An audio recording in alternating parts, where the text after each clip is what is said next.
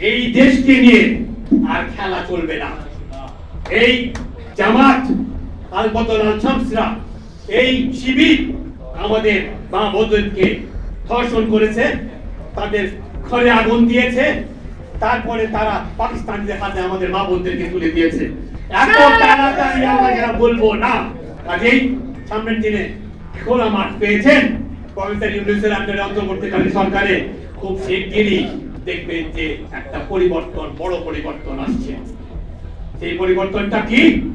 জিয়াউর রহমানের ডাকে যুদ্ধে গিয়েছিলাম, বাড়ি ঘরের কথা, নিজের ঘরের কথা চিন্তা করি নাই, ফিরে আসবো কিনা চিন্তা করি নাই, কিছু পাওয়ার জন্য যুদ্ধ করি নাই।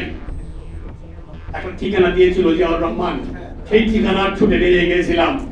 9টা মাস আমরা যুদ্ধ করেছিলাম, বাবা মার সাথে দেখা করি নাই, ভাইয়ের মৃত্যুর কোনো খবর নেই নাই, যুদ্ধে ছিলাম। এখন তারপরে আমরা বিএনপিতে আসলাম, বিএনপির জন্ম নিল বেগম জিয়ার সাথে। যৌবনে ছিলাম জিয়াউর রহমানের সাথে, মধ্য বয়সে আমরা থাকলাম আমাদের প্রাণপ্রিয় নেত্রী, আপসীন নেত্রী বেগম খালেদা জিয়ার সাথে।